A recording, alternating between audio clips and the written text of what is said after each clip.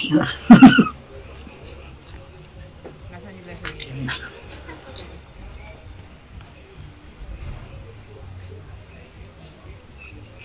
Ito. Okay, lumipat po ako ng lumipat ako ng studio. Okay, lumipat po ako ng studio. Hindi kinakaya ng aming isang computer yung lesson. So, lumipat po ako dito. So, naririnig niyo po, okay na po ba? Malinaw na po ba yung ating audio? Okay, so salamat po, okay? Yung ating pong lesson, nababasa nyo po ba? Wait lang po, isusum ko lang ng konti. Zoom ko lang po, wait lang po para mas malinaw. Okay. So, doctrine of sin, okay? It was first mentioned in the Old Testament in the book of Genesis chapter 4 verse 7, no? And that was the account in the time of Cain and Abel. At doon natin makikita na yung word literally na binanggit about the sin. Okay? And the second reference is found in Genesis chapter 18 verse 20, where it caused the very and person destruction of Sodom and Gomorrah, no? And also in the book of Revelation. So, makikita natin dito kung gaano ka importante na makita natin yung kahalagahan kung bakit yung word na sin in the Bible binigyan ng malalim na emphasis. Okay? Now, let's go to the definition and meaning of sin. So, sa Hebrew word, kaya po tinawag siyang hamartology because it came from the Hebrew word hamartima, no? Or hamartia, no? And hamartima means to miss the mark, no? So para bang sa isang dart, nagtumira ka sa isang dart and then you miss that dun sa pinaka center point na dapat matatarget mo, no? You missing the mark. At in the New Testament, okay, makikita natin sa letter B sa New Testament po, ito naman po ay naging parabasis. So, parabasis means to ever step up a forbidden line. No? And why is it overstep of a forbidden line? Because that was the time na ang Panginoon ay nasa earth na, no? At siya po ay nagmi-ministry na and kumbaga lumagpas na yung mga tao sa boundary na nilagay ng Panginoon, yung hangganan, ano? Okay, balik tayo. So sa hamartima, here sins may be pictured as many attitude or act man which does not hit the bull's eye, no? Sabi mo parang sa dirt, no? So God's glory target, the meaning is strongly brought by Paul in Romans chapter 3:23. For all have sinned and fall short of the glory of God. And as we can see, binigyan ng emphasis ni Apostle Paul that for all have sinned. So Paul is referring this beginning from the Old Testament, no? And it was the account of Abel, not only Abel, kay Adam and Eve din, no? But dito makikita natin dito sa literally yung word na sin na binanggit, binigyan ng emphasis ni Paul sa Romans 3:23. And excuse me. And let's go to the origin of sin. The origin of sin into the universe, according to the 5 key biblical passages of scripture, a powerful angelic creature's name. Okay, so dito meron akong i-clarify dito So makikita natin to sa Isaiah chapter 14 verse 12. So sino nakakapamilyar ng Isaiah 14 verse 12? Familiar ba kayo sa Isaiah 14 verse 12? No? Okay. Huwag po kayong matakot sumagot, nasa grace period tayo dito, walang ipapako sa cross pag nagkamali. Okay. Sige po. Ano ang sinasabi ng Isaiah 14:12? Okay. If you are familiar, yun ay makikita natin din yung 5 I.M. And sabi dito nitong sa lesson, ang kasalanan, no, nag-start, it was the time from the very beginning, at nakita to sa puso ng isang creation din ni God, at yun ay yung angel. At sabi dito, Lucifer. Actually, yung Lucifer naman hindi po to angel, ano. So, ibang pag-aaral naman yun, ano. Sa Doctrine of Angel yan. So, dito makikita natin, ano, na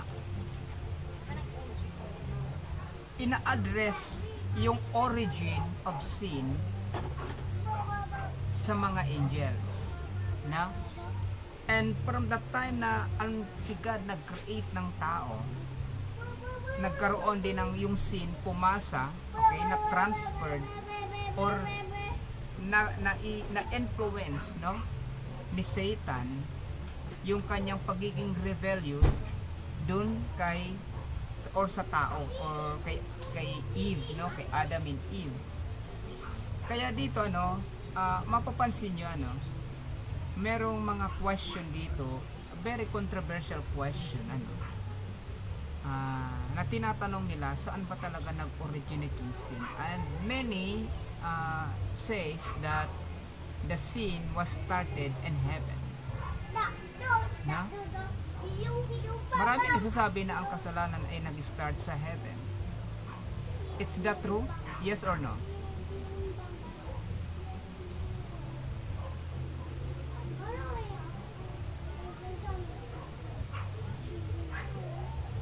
Sino po ang gustong sumagot? Totoo ba na ang kasalanan ay nag-start sa heaven? Yes or no? If yes, ano yung reference mo? If no, bakit? Sige po. So, try to exercise your mind, ano? Mag-isip tayo. Bakit nga ba? Saan nga ba talaga nag-originate yung kasalanan? Totoo ba talagang sa heaven? Kasi kung sa heaven nag-start, nag-originate ang kasalanan, that means, hindi na-detect ni God na may kasalanan pala doon. Parang lalabas na gano'n, ano? So, kaya ito po ay controversial din po itong question na to, ano? But dito, tingnan natin para malaman natin kung saan ba talaga nag-originate ang kasalanan. So, madidiscuss natin yan. But I want to ask some of you kung ano yung sa tingin mo. Sa langit ba or kung saan mang bagay nag-start ang kasalanan? What do you think? Yes po, Sir Bian. Sige. Pastor, para sa akin ha, sa pagkakaano ko lang, Pastor, sa langit nagsimula ang, opo. Okay, Dahil di ba po, sa langit po ay may na gustong, di ba po si Satan, kaya nga po pinatapon yung mga angel dito sa dahil nagkasala sila. Nagkasala sila para gusto mapantayan yung Panginoon. So doon pa lang nagsimula na yung kasalanan. Nagsimula na magkasala yung mga anghel. Kaya nga po 'di ba tinapon nga sila dito sa lupa. Apo. Tama po ba? Apo. Okay, salamat Sir Bian. Okay. Any other answer? Para mamaya bibigyan natin to ng final conclusion. Ano? So any other answer? Pastor. Sige, Brother Ryan. Ako para maiba lang. Sa lupa. Hindi ko rin alam yung sagot pero para maiba lang. Okay. Hindi sa heaven. Okay. Saan nagsimula? Yan. Kasi, kaya, wag mo lang talaga yung pastor kung saan nagsimula kasi hindi ko alam. Pero sa tingin ko hindi sa heaven. Kasi, bakit hindi sa heaven? Kasi, ang tawag dito, yung heaven kasi, pastor, perfect siya eh. The reason why we can enter heaven is because of the Lord Jesus Christ, no? He represents us, no? He died for us, no? Sabi nga tawag dito, parang si Jesus Christ kasi nagkatawang tao tapos namatay para sa kasalanan. So because of that, yung imperfect person katulad natin makaka-enter sa langit, which is perfect. So kung sasabihin natin na ang kasalanan nagsimula sa heaven, hindi na perfect yung heaven. 'Diba? The reason why we can enter heaven is because of Jesus Christ who died for us. That's the only reason. Kasi perfect yung namatay eh. Na binasag yung law na ang dapat mamatay sa kasalanan. Ang dapat mamatay sa kasalanan? Makasalanan rin. Eh, binasag ni Kristo. Na anohan siya. Para naparusahan siya kahit wala naman siya kasalanan. So, dahil sa kanya, kaya makakapasok yung sinalo niya eh. Diba? So sa tingin ko, pastor, hindi sa heaven nagsimula. Para maiba lang. Kasi sabi ni Ma'am Ann, sa heaven eh. Ay sa heaven eh. So ako pangontra lang. Siguro hindi sa heaven. Okay. Ayun, pastor. So kaya natin 'to pinag-aaralan para at least makadadag sa ating pag-unawa kung saan talaga nag-originate. At hindi naman masama kung magbibigay tayo ng idea sapagkat ito ay pinag-aaralan na natin. And mamaya bibigyan natin ng final conclusion. At least nalalaman natin at saka na-exhaust din yung mind natin na mag-isip, sapagkat pag tayo po ay nasa ministry na, hindi ka na makakapagtanong kung kani-kanino lang sa Indiana Desalin mo ano ba talaga. So dito pa lang inaaral na natin para at least mas magkaroon tayo ng broader understanding about this topic sapagkat ito ay napaka-importanting topic, no? Ayun. So salamat, Brother Ryan. Okay. So sino ba po ang may sagot? Sa heaven ba o hindi? Yes or no? If not, bakit? If yes, bakit? Kung may papakita kayong reference, much better. 28. Ezekiel 28. Teka. Ezekiel 28. Wala pong gustong sumagot.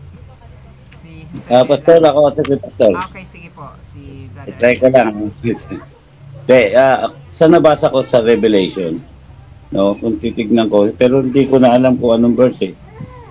Basta ikinuwento doon yung tungkol doon sa langit na gustong higit. Yung sinabi ni Ma'am, no, yung kanina, gusto niya higitan ang Diyos. So, lahat nagkaroon ng ng kasalanan, kaya yung mga hindi laban, yung laban sa Diyos Ama, binaba sa lupa. So, tignan natin kung ang mundo talagang makasalanan na, no? Siguro kung isipin, sa akin lang po, no? Kung isipin ko lang is kung sisimulan kay Eva at kay Adan, nandun na yung sin eh. Andun na yung inilagay ng yung masama eh, yung para matuksa si Adan at si Eva. Kasi sinasabi ng mga tao tulad ng sa mga preach ng mga naririnig ko, ang pinagmulan daw ng kasalanan sila Eva at Adan. Yun ang una. Pero sa tingin ko, no, nandito na sa mundo ang masama eh. Nandito na yung kasamaan, yung sabihin nating devil o mga Pero sila yung nandito na ngayon ay kalaban natin. Yun nga sinabi ni Brother Ryan na lumitaw ang Misaya, si Jesus Christ, upang itubos ang ating kasalanan. Ibig sabihin, nagkaroon na tayo ng kasalanan nung tinaboy na yung mga masasama nandito na sa lupa. So ibinago uli ng Diyos yan para maging malinis ulit tayo sa harapan ng Panginoon. Yun yung sinasabi na siguro na hindi pwedeng hindi pwedeng puro mababait, hindi naman pwedeng laging puro masasama. Kailangan, kasi plan nga yun eh, yung plano ng Diyos eh, no? Siguro sa akin lang kasi hindi tayo matututo kung bilang isang tao kung puro na lang mabuti, hindi rin natin alam ang masama. Kumbaga meron nga sinasabing pag yung sinusubukan ka parang maging matatag tayo sa buhay, parang ganun para sa akin ba. Nagsimula siguro, Pastor, ayon sa nabasa ko sa Revelation, doon sa sa langit. Kasi dito pa lang sa lupa, nung tinaboy sila, may kasalanan na, kaya pumasok Jesus Christ. Tama po ba yan, Pastor? Sige lang po. Mamaya po, okay. Conclusion tayo. Pastor. Sige po. May na-realize ako, medyo lang ha, ito super wild guess, pero tingin ko lang. Tingin ko ang, kung lalabas ako dun sa, kung lalabas ako dun sa choices mo, kung hindi sa langit kasi sabi mo, saan eh, di ba?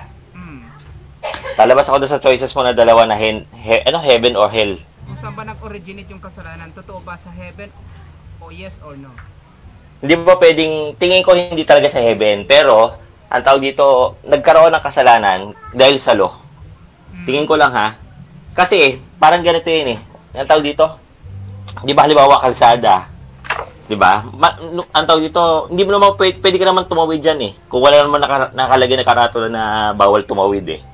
So, nagkakaroon na ng kasalanan na bawal tumawid kapag may karatulang nakalagay na bawal tumawid. So, nagkakaroon ng kasalanan. Nung create si Adam sa si Eve, tapos nilagay sa Garden of Eden, lahat naman pwedeng gawin eh. Di ba? Tapos nung nagkaroon ng meron lang isang, tawag dito, isang bawal, yung kumain ng fruit of knowledge of good and evil. Yun lang naman ang bawal eh. Yun yung parang law. O yun lang yung parang pinagbawal sa kanila. Yung ginawa, kinain. Nagkaroon ng disobedience. So, nagkaroon ng disobedience, nagkaroon ng kapakuan, no? Sa kung ano yung tama at sa mali. Nalaman nila kung ano yung mali. Na dapat wala silang muwang dun eh. Alam lang nila, tama lahat. Kasi wala namang mali, wala namang tama eh. Nagkaroon lang dahil sa pagsuway. So, si Jesus Christ dumating para isave tayo sa law. Which is grace na eh. Diba? So, yun yung parang pinalaya niya tayo. So, sa tingin ko, nagkaroon ng kasalanan, nag-start sa Garden of Eden. Tingin ko lang ha, pero di sure. Tapos nagkaroon siya ng start sa law. Okay. Dahil nagkaroon ng pagsuway. Okay, sige. Salamat, Brother Ryder. Sa bagay, totoo naman yun, hindi mo may tuturin na kasalanan ng isang bagay kung hindi ito naayon sa batas. Pag may batas kasi, diyan na nakifilter kung ang isang bagay na ginagawa, kasalanan na hindi kasi may instruction. So, yun ang guideline, ha? So, any other answer? Sino pang gustong sumagot? Ako, Pastor, try lang. Sa akin po, Pastor, yung, yung, tawag dito, yung nag-originate po yung sin is yung,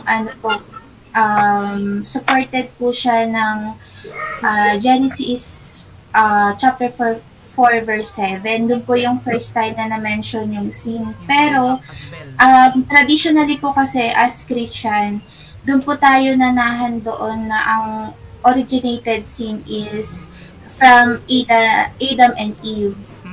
Pero kasi po parang yung first na na-mention lang po yung sin is doon sa verses po niyo. So, I think po, yung first na nag-originate po yung sin is, sa pagkaunawa ko lang naman po, Pastor, is dito po sa nung time po na, tawag dito, na nandito na po sa earthly, yung yung sila Adam and Eve po. Bilang po, Pastor. Okay, salamat. Okay naman yung mga sagot, tama na po. So, maganda po yan. At least po nakakadagdag sa ating pong kaalaman. Okay, salamat po. Okay, last one. Any other answer? Last one. Bago po tayo magbigay ng conclusion.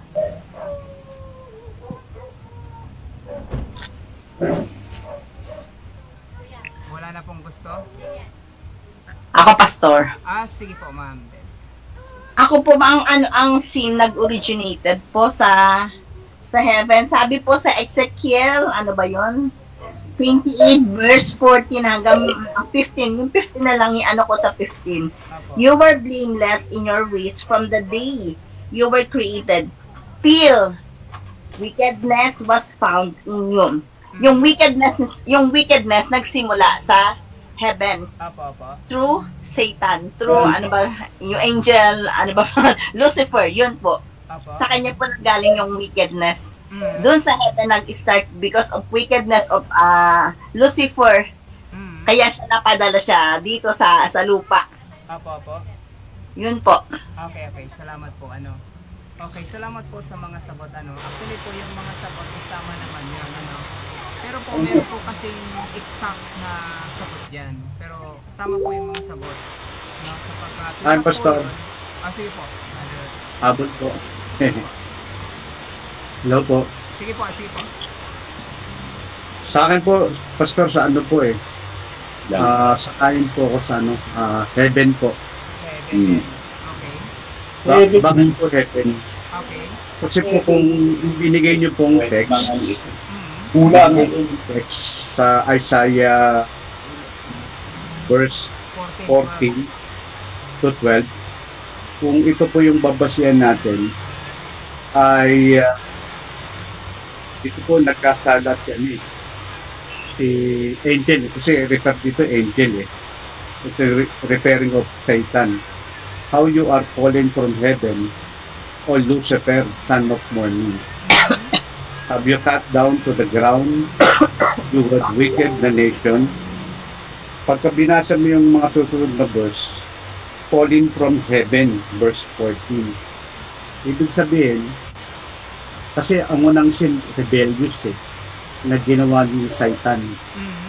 Kasi ba sa Satan, di ba nasa heaven? Sabi ng Panginoon sa Matthew, hindi ko lang siya matandaan kung saan kung ano yung pinagbabawal sa langit, pagbabawal din sa lupa. Kaya I think heaven is a righteous, holy.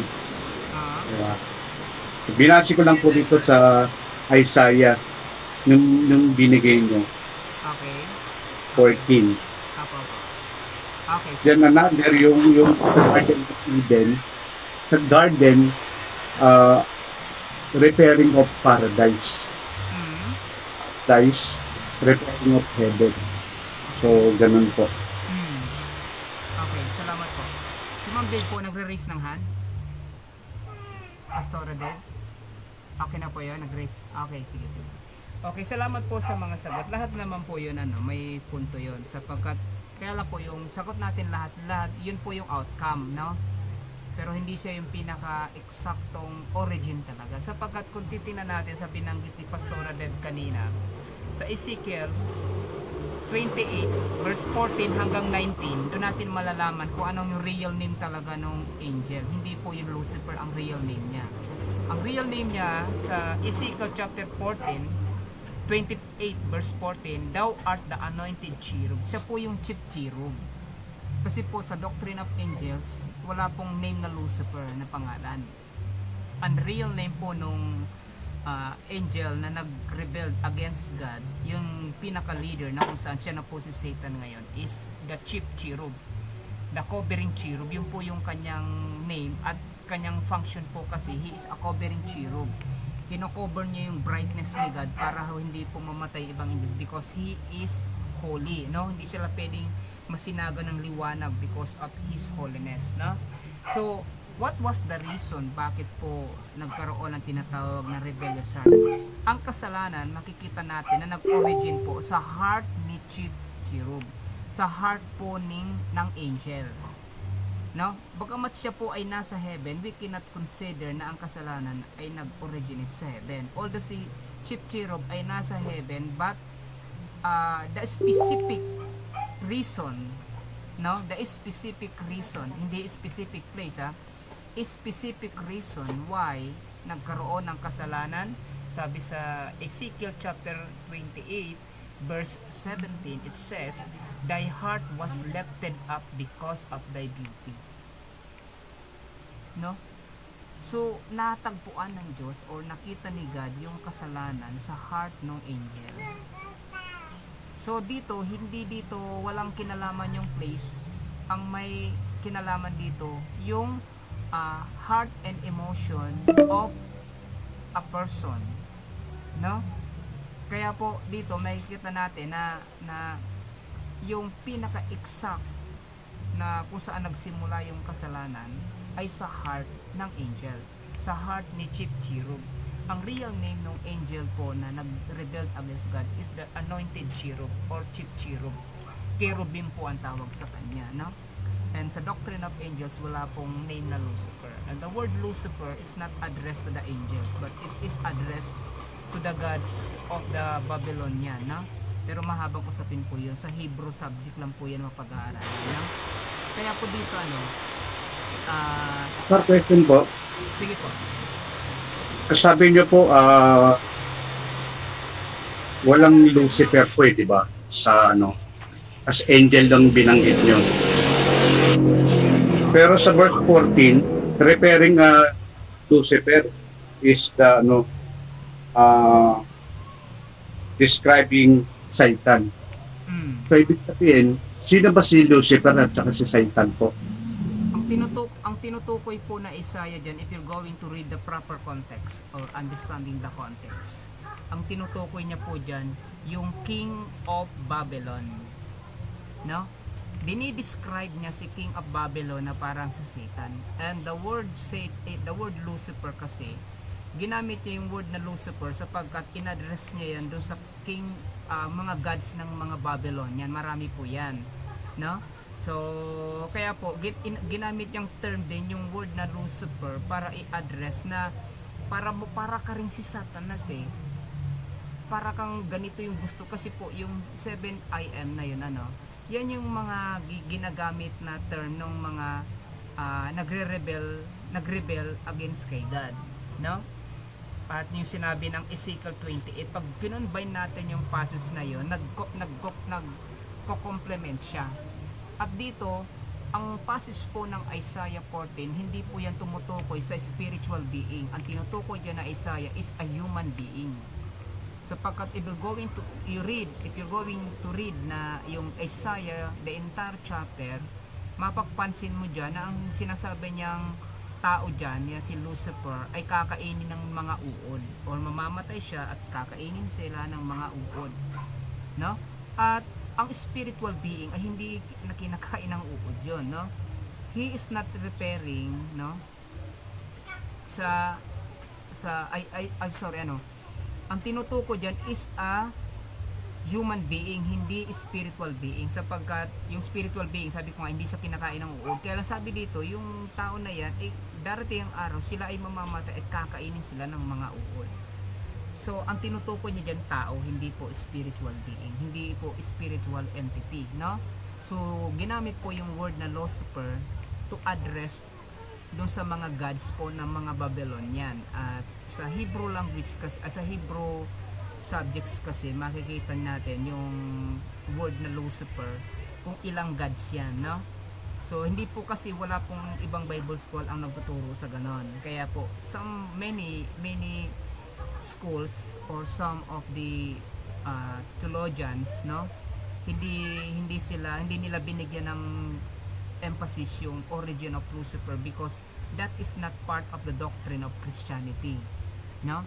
But if we are a teacher or if we are a pastor or educator, no, napaka-importante yung pinaka etymology ng bawat word na inaaral natin, no. Kaya po dito makikita natin napaka-importante na sa lesson kasi yung gumawa nito is they believe that Lucifer is Satan. No, magkaiba si Lucifer, iba si Satan, iba si Lucifer. Si Satan po, yun po si Chichiro. Kaya po siya naging Satan sapagkat napalitan yung kanyang pangalan kasi yung word na Satan means adversary, kaaway. No? So kaaway siya ng Diyos kaya sa tinawag na Satan because he is adversary. No? Yan po yung naging name niya. Pero po dito, dinidescribe lang ni Isaiah yung King of Babylon na parang si Satan. But he is not referring to Satan.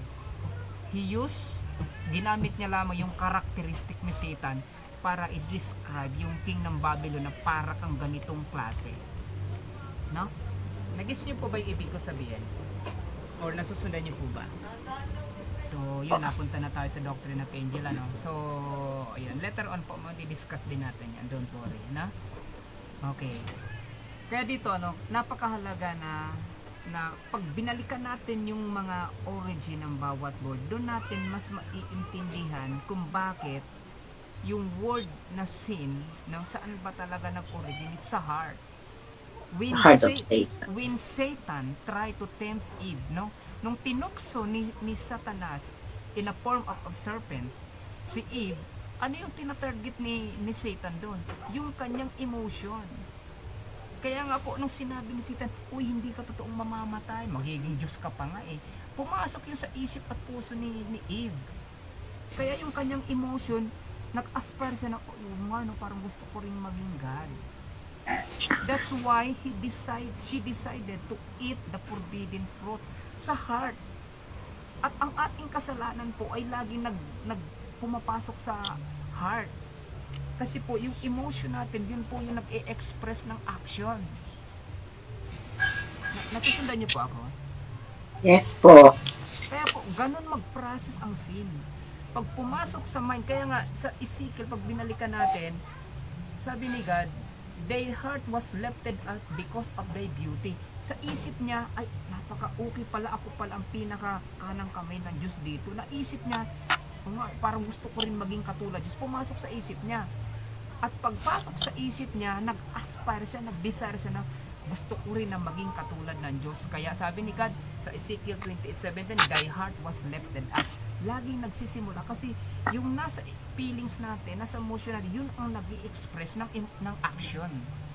Yung emotion, no? So, ganun po nagpa-process yung sin, no? So, from the very beginning pa lang, yung process ng sin kay doon sa angel, no, sa Chichiro, ganun din po yung naging process dito sa atin, sa ating nature. Pag pumapasok sa isip natin, dumidiretso sa ating emotion. Kasi yung emotion natin ang nagdi-desire nun.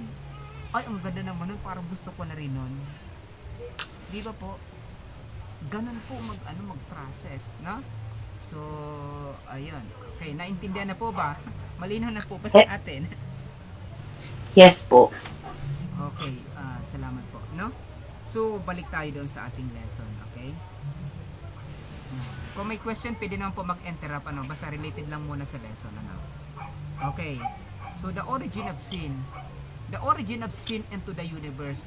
Kung ang pag-uusapan naman po natin dito is origin of sin into the universe, nagsimula po yun, nakikita natin dito, sa kay Adam and Eve. Yes. But the word sin, kasi binanggit sa time po ni Cain at Abel. Kasi po, bakit sa time ni Eve, hindi pa siya tinawag na sin? Ang tinawag po doon is disobedience. Meron lang silang na-violate na law. Meron silang na-violate na instruction.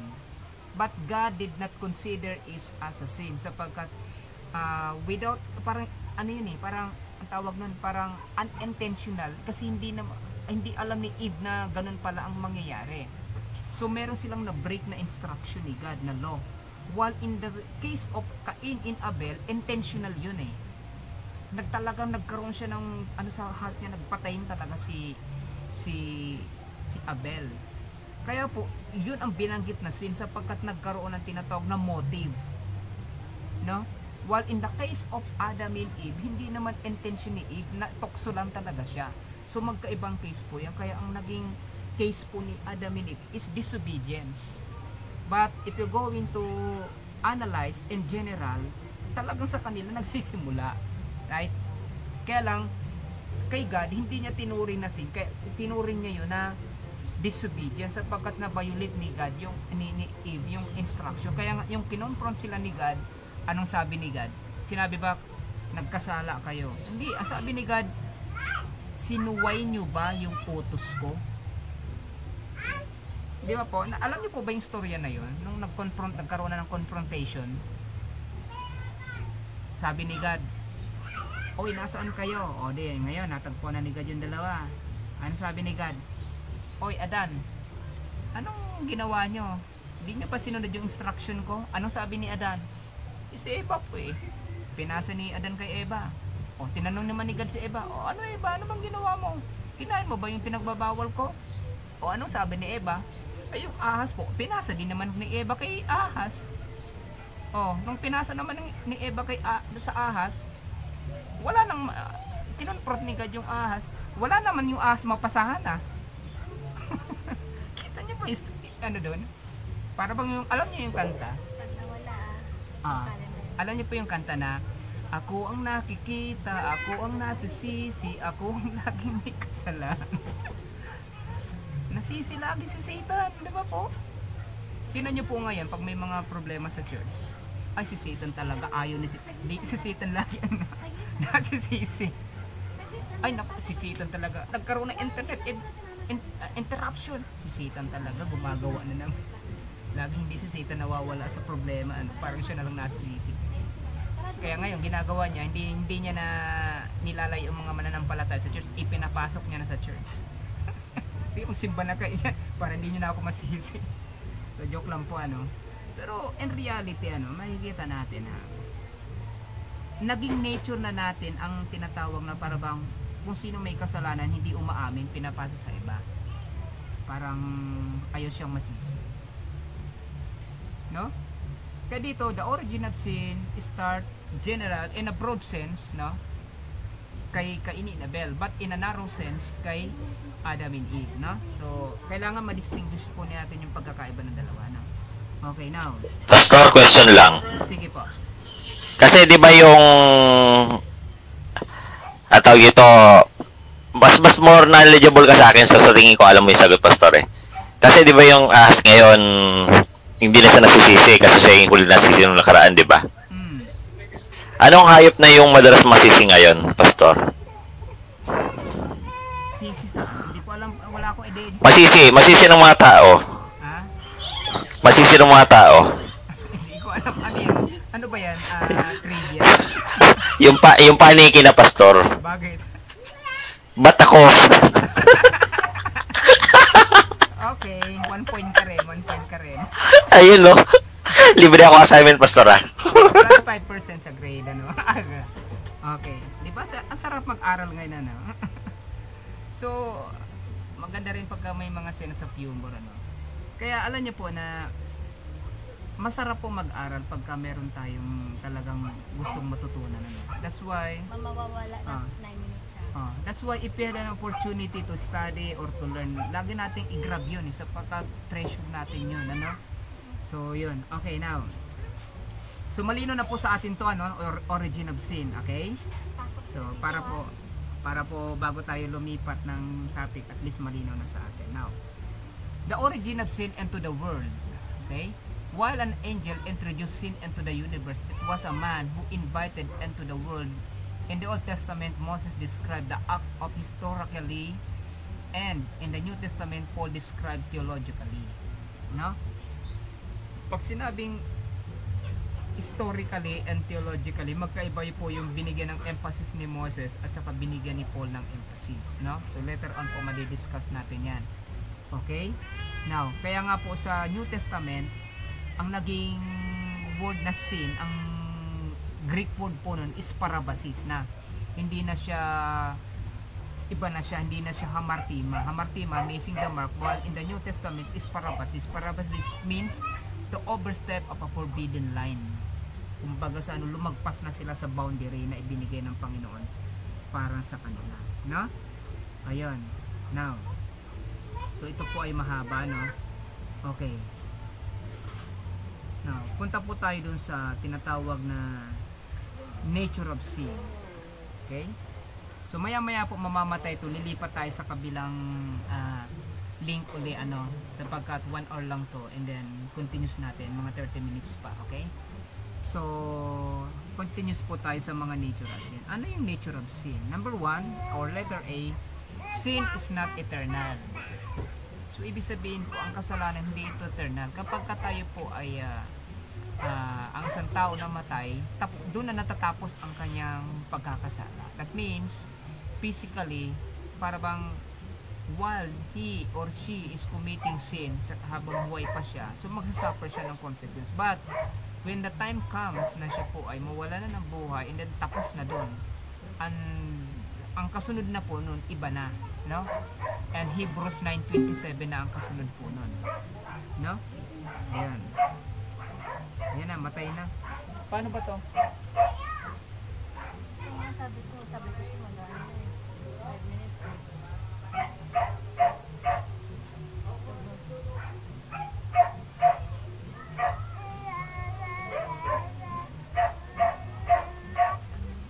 Hindi, alas 8 pa kasi.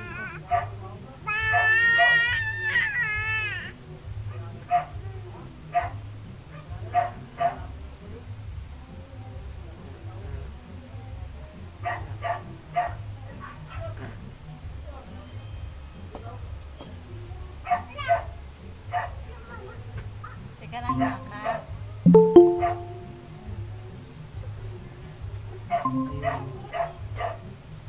Message ka muna dito. Pasok na sila. Yung tatlo.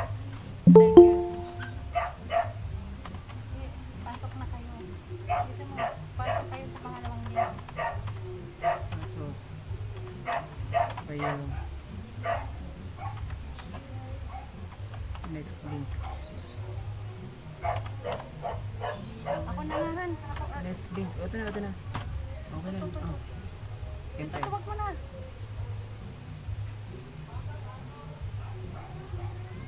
Bali pumasok na.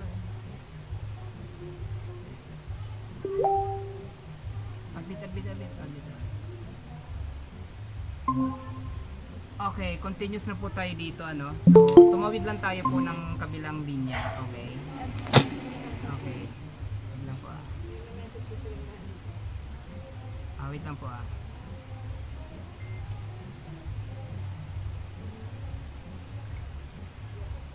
Okay po, nandito na lahat. Okay, salamat. So, tumawid lang po tayo ng bintana, no? Okay. So, diretso na tayo. May 30 minutes pa tayo. So, sin is not eternal.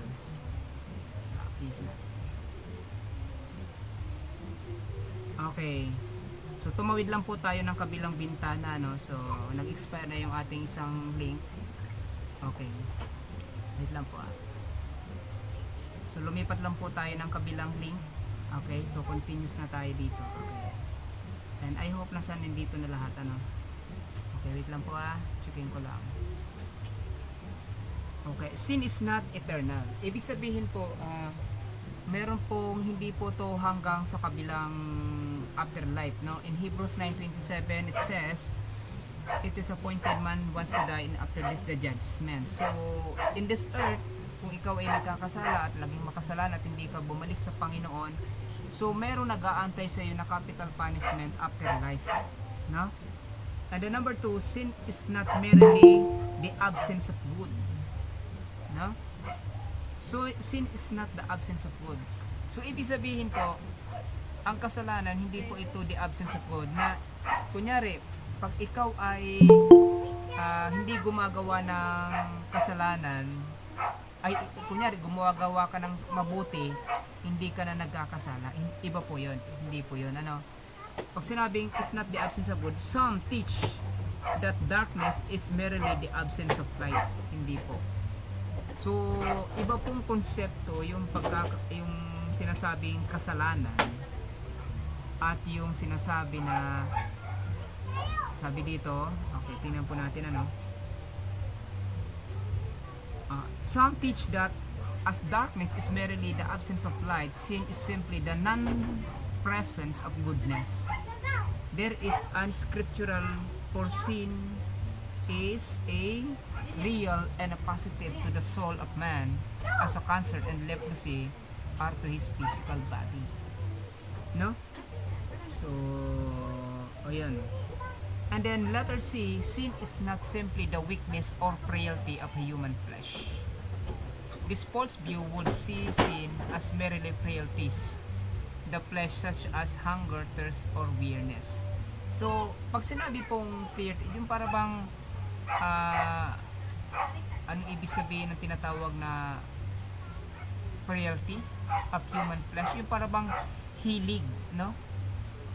O yung para bang sabihin natin na para bang immune na yung katawan mo, dun hinahanap-hanap na yun, no? Hindi po ito yung para bang kalikasan ng ilaman, kundi po ito pong sin ay ito po ay galing po sa ating tinatawag na heart and mind. Doon po kasi ito nag-originate. Yung katawan natin ay hindi po kontrolado ng sin. Okay? Ang kontrolado po ng sin yung ating mind and heart. Hindi po yung katawan kasi natin, sumusunod lang yan. So paano yung dinidictate ng ating isip at ini-express ng action ng ating emotion, kung ano yung nilalaman ng ating puso, no? So ang kasalanan ay hindi kontrolado ang ating physical body, no? Kundi ang ating mind and heart, yun po ang control ng sin. And then letter D, sin has no standard of its own. Sin must derive its measurement from that which is positive or good. one may assume good apart from evil, which indeed was true historically. Pag sinabi po sin has no standard of its own, wala po itong yung sinasabi natin na para bang ito kasalanan to pag ginawa mo na to. Not unless yan po ay hindi kalooban ng Panginoon, yan po ay kasalanan, no?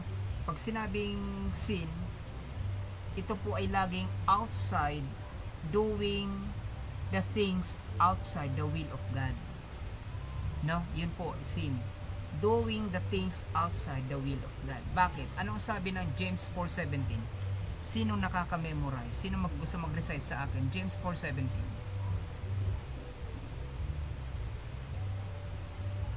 Sino pong gusto mag-recite ng James 4:17? Sino po nakaka-memorize? Okay. So ngayon po, start na nating memorize to, ha? Okay. James 4:17. To him that knoweth to do good and doeth it not, to him it is sin.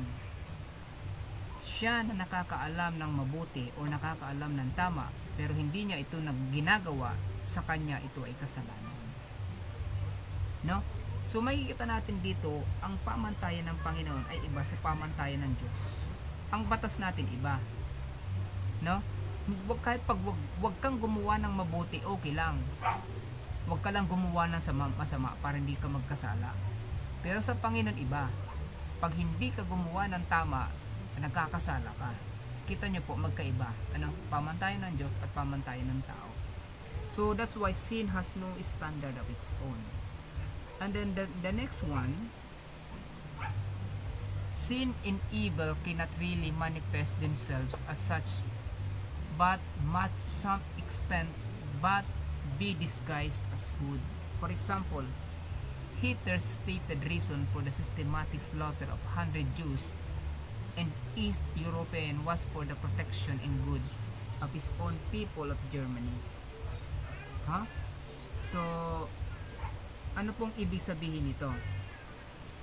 During the time of Hitler, alam naman natin lahat na si Hitler, marami po siyang minasakar na Jew, million of Jews, ang minasakar ni Hitler, sa history talagang makikita natin yun, pero ano po ang naging dahilan kung bakit actually nung namatay si Hitler, meron pong pumalit sa kanya.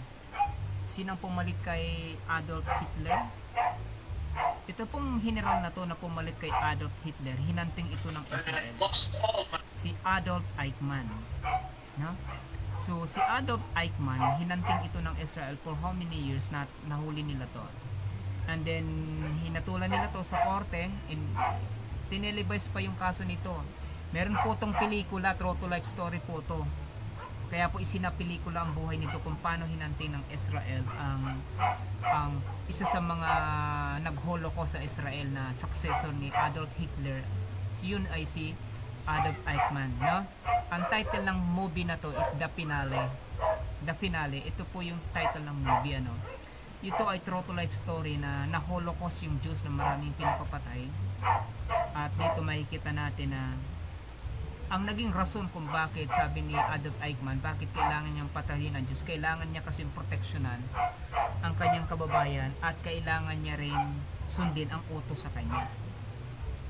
So parang pinapakita kasi dito sa sin must not only disguise itself as good. Yung para bang kailangan mong gumawa ng mali para maproteksyonan mo ang isang bagay. Parang ganito, kailangan mong pumatay, kailangan mong mang-hold up ng bangko para lang ma-provide ang pangangailangan ng pamilya mo, parang ganon. O kailangan mo itong patayin kasi papatayin yung pamilya mo. So ganon po yung sinasabi na sin must not only disguise of itself as good, but must also actually connect itself to the good. So ibig sabihin po, pag sinabi pong mali, ang standard po ng Panginoon iba. Sapagkat pag sinabi ng Panginoon mali, hindi po yun nagbabago. Ayan. Wait lang po, i-zoom ko lang po ang aking lesson. Hindi ko siya ma-zoom wait lang po.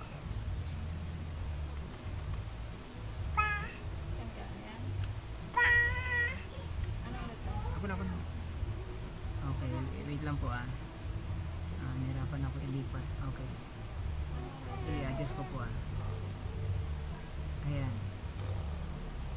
So, okay. So, yun, ano? Kaya po, hindi natin pwedeng gamitin excuses yung, kailangan ko mag-snatch kasi kailangan ng pamilya ko Isa mabuti ko naman ginamit, no? Alam niyo po ba yung istorya ni Robin Hood? Sino nakakaalam ng istorya ni Robin Hood? Hindi po yun fiction, Yes, Brother Joshua. Anong istorya ni Brother Joshua? Ni Robin Hood? Sorry. Anong istorya ni Robin Hood? Di ba si Robin Hood, siya yung mga nagnanakaw sa mga mayayaman, no? Ninanakawan nila yung mga ninanawakawan ni Joshua, ni Robin Hood yung mga mayayaman. Bakit niya ninanakaw? Kasi yung ninanakaw niya ibinibigay niya sa mga mahihirap. Itinutulong niya sa mahihirap. Yung kinukuha niya sa mga mayayaman, hindi niya po yung para sa sarili niya. Itinutulong niya po yun, ipinapamigay niya sa mahihirap. But don't you know that Robin Hood, hindi po siya mahirap na tao. Robin Hood po ay part po ng, bahagi po siya ng blue-blooded clan. Pag sinabing blue-blooded clan, mga royal family sila. Kaya lang po sa kanila kasing batas, hindi pwede sa pamilya nila or sino man, apo man o pamangkin, na gumamit ka ng kayamanan mo at ibigay mo sa mahihirap. Hindi yun sa kanila pwede. Kaya ang ginawa ni Robin Hood, nagdi-disguise siya na para bang nagmamaska na para bang hindi siya makilala, and then kinukuha niya yung ibang mga kayamanan ng mga kapamilya nila at ibinibigay niya sa mahihirap. So doon, isang example yun na yung mali, hindi natin pwedeng kubera, ay yung tama, para magawa natin ang tama, gagawa tayo ng mali. Hindi pwedeng ganon, di ba? Bakit? Tama ang tumulong sa mahirap, pero nanakawin mo ang isang bagay at itutulong mo sa mahirap. So, ang isang bagay na dineclare ng Panginoon na mali, mali yun, hindi po yung pwede. No? So, kasalanan pa rin yun. Okay? Para bang ang kumuha ka ng 25 cents at kumuha ka ng 1 million, nagkupit ka ng 1 million saka nagkupit ka ng 1 cents, pares lang po ang tawag doon, kasalanan. No? So, wala po siyang tinatawag na standard na ay, kusing lang yan, so hindi pa yun nakasalanan ko. Hindi po, wala siyang standard. No? Okay, sin is sin, sapagkat si God is black and white. Pag kasalanan, kasalanan. Pag tama, tama. Pag mali, mali. No?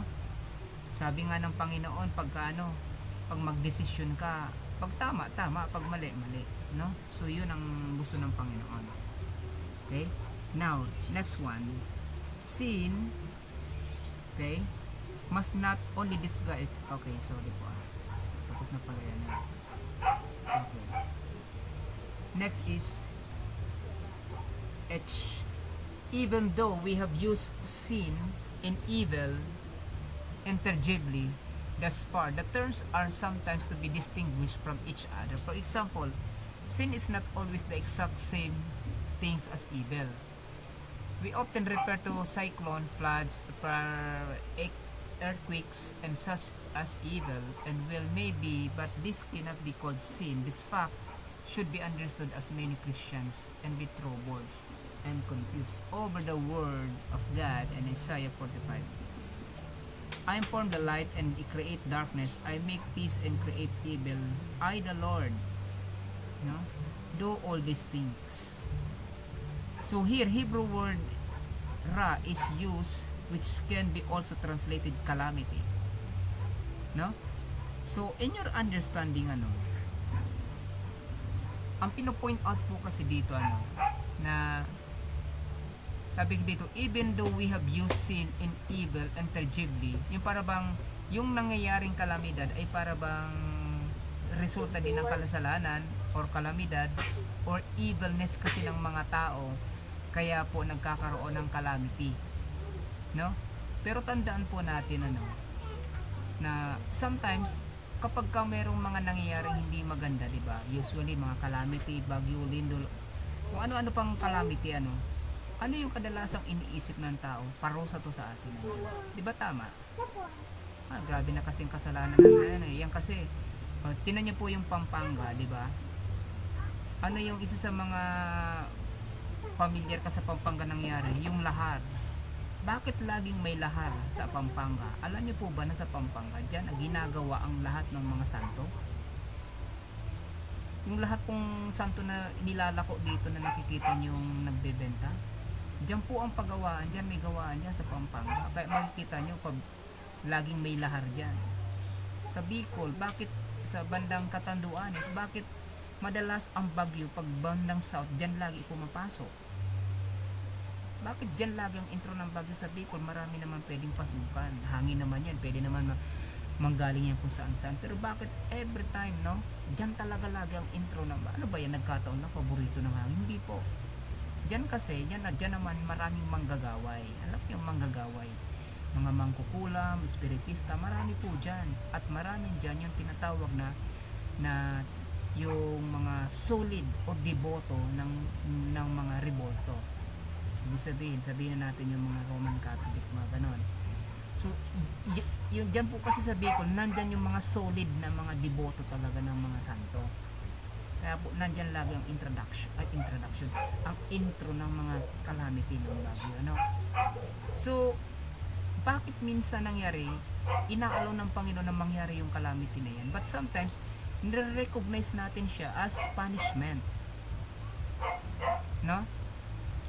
Pero hindi natin pwede kasi i-conclude na sa lahat ng case laging punishment, because sometimes, no, sigad kasi minsan pwede kasi nigad kausapin tayo sa iba't ibang kaparaanan. Pwedeng in a form of calamity, in a form of sickness, in a form of problem. Minsan kasi may kasamang pangungusap kasi ang bawat sitwasyon. Hindi natin pwede i-claim makasalanan kasi tayo, pinaparusahan tayo ng Panginoon. Hindi po. Ito po makinig po ang bawat isa. Kung may mga nangyayari pong hindi maganda sa ating buhay, alam natin sa sarili natin may kakasalanan tayo, pero hindi po tayo pinaparusahan ng Panginoon. Hindi po yan ang intensyon ni God. Sapagkat ang kasalanan po natin, binayaran na ni Jesus Christ doon sa krus ng Kalbaryo. No? At ang gusto lang ng Panginoon sa atin, yung 1 John 1:9. Ano yung 1 John 1:9? If thou shalt confess with thy mouth, no? Kung hihingi ka ng tawad mula sa iyong mga bibig, tapat siya at matuwid upang linisin tayo sa lahat ng ating kalikuan. Yun lang ang hinihingi ng Panginoon sa akin. Ayaw ni God na naririnig sa atin, Lord, paninindigan ko yung punishment mo sa akin kasi alam ko makasalanan ko. Hindi yun hinihingi ni God sa atin. Sometimes we claim it, pero hindi yun binibigay. Minsan inaalaw ni God na mangyari itong mga bagay na itong hindi magaganda for us to realize na maybe wala na tayo sa tamang track. Yung ating tinatawag na pathway na inilaan ng Panginoon para sa atin, gusto ni God na ma-realign tayo doon.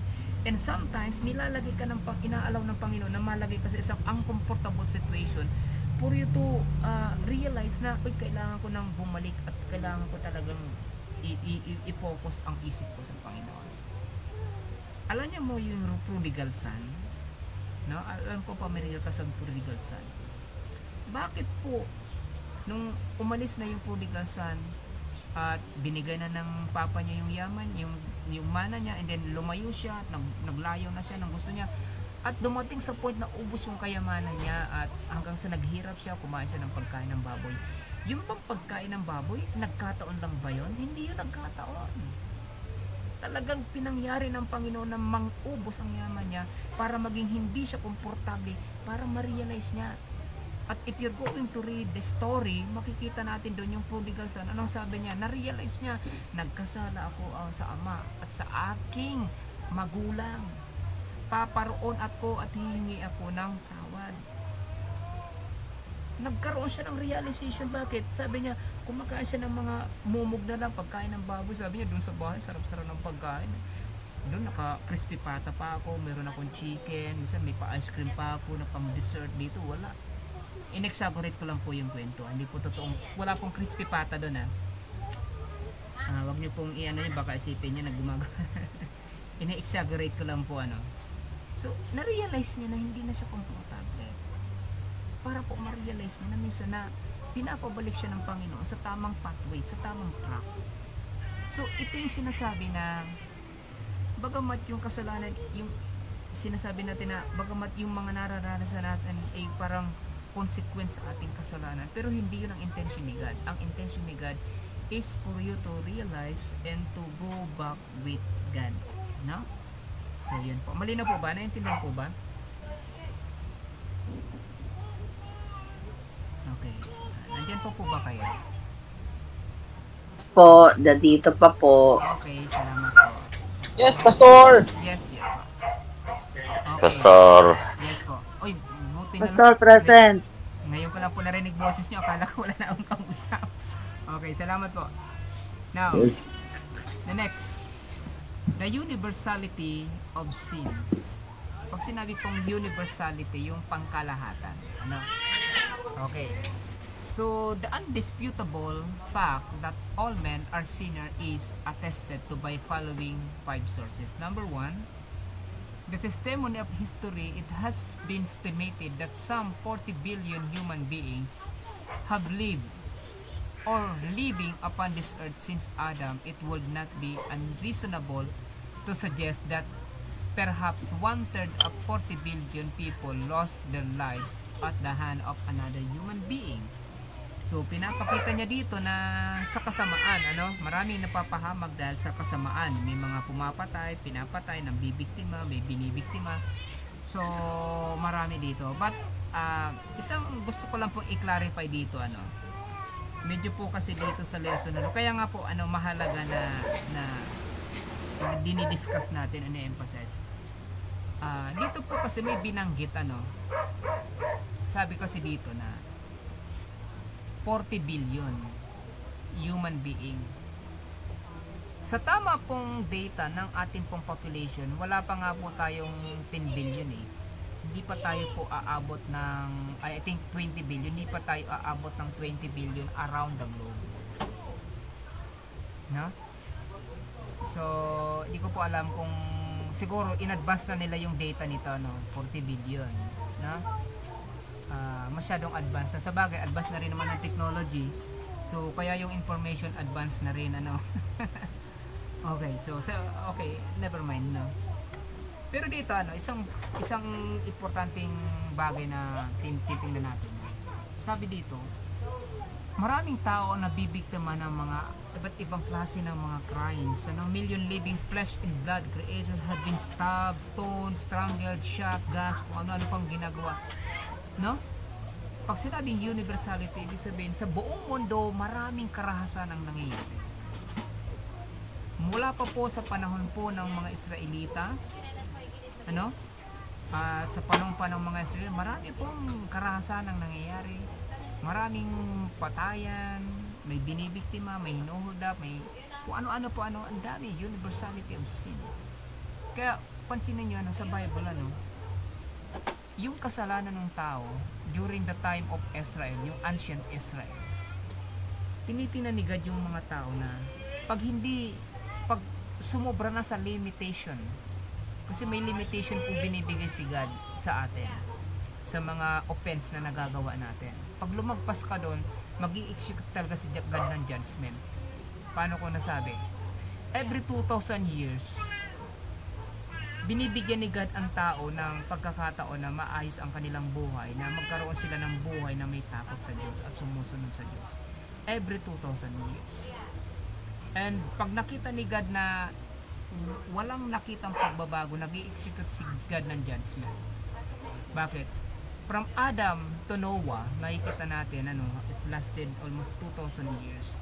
Nag-execute si God ng judgment. Ano po yun? Universal flood. No? Ano yung reason? In Genesis chapter 6, ano, and the preceding and succeeding chapter, makikita natin sa Genesis, when the wickedness of man reaches the heaven. Yung word na, yung term po na the wickedness of man reaches na, ibig sabihin po, sumubra sila doon sa limitation ng Panginoon, yung boundary. Pag sinabi po, kasi hindi sinabing the sin of man, ang sabi po doon wickedness. Pag sinabi kasing wickedness, ang tinutukoy po doon, karakter. Ibig sabihin, wala nang natitirang kabutihan sa puso at isip ng tao kasi karakter na ang may problema. Yung attitude, maya't maya, pwede mo pang maturuan yan. Ay, okay naman yung attitude niya, minsan mabait, minsan hindi. Pero pag character na po, ibig sabihin po, hindi na po yan nababago basta-basta. Character na po yun eh. Wickedness of man. Kaya nag-execute si God ng judgment, inubos niya, tinira niya lang ang pamilya ni Noah. And then nagkaroon ng another population until it's become a new civilization sa time ni Noah hanggang sa panahon ni Lot. At sa panahon ni Lot, makikita natin doon na si Abraham nakipag-bargain pa kay God. Lord, baka naman pwedeng bigyan mo kahit mga, siguro mga 300 lang. Sabi ni God, sige, kahit 300 lang, makita mong matino-tino. Yung matino na lang ha. Hindi matino ha, medyo matino lang. Hindi ko yan gugunawin. Wala talaga makita. Lord, 100, 10. Wala talaga, magtawad pa. Wala. Kaya ilan lang yung natira? Pamilya lang ni Lot. Si Lot lang. Pamilya ni Lot, no? Yung pamangkin ni Abraham na si Lot. So nakipag-bargain si ano. Pero ano yung isang bagay na naging dahilan naman doon? Wickedness again. Kaya basahin natin yung reason kung bakit in-execute ni God ang time ni Noah. Ang reason is wickedness. And then the next one is wickedness again. No? Kaya nag-execute siya. Anong ginawa niya po? Anong nangyari po doon sa Sodom and Gomorrah? Nagpaulan si God ng asopre. No? And then after 2,000 years again, no? So, ano po ang inobserbahan uli ng Panginoon yung mga tao at nakita niya mayroong konting pagbabago. But since na kailangan ng tao talagang magagay at mga ipinanganak ang Panginoong Kristo. No? Every merong event na nangyayari na. So ipinanganak ang Panginoong Kristo. Bakit? Para po ang Panginoong Kristo mismo ang makikipag-mingle sa atin. Siya mismo ang aabot sa atin. No? So makikita niyo po yung kaparaanan na ginawa ng Diyos para po tayo ay hindi totally ma-demoralize ang ating pong character. Hindi maging corrupted ang ating character. Kaya po pag binasa natin ang Bible, ang lagi pong binibigyan ng emphasis ng Bible is yung ating moral conduct. Do this and do that. Sa 10 Commandments, huwag kayong papatay, huwag kayong gagawa nito, huwag kayong gagawa. Makikita niyo po, it is more on moral conduct. Bakit? Kasi yun po yung nasira sa atin from the time of Adam and Eve na nagkaroon ng kasalanan. By nature, minana natin.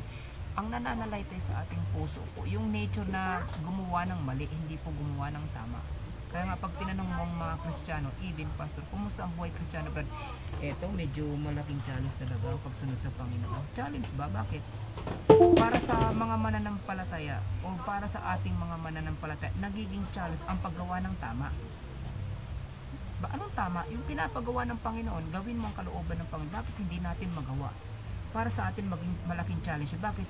Kasi hindi na natin nakasanayan ang gumawa ng tama sapagkat tayo po ay morally corrupted.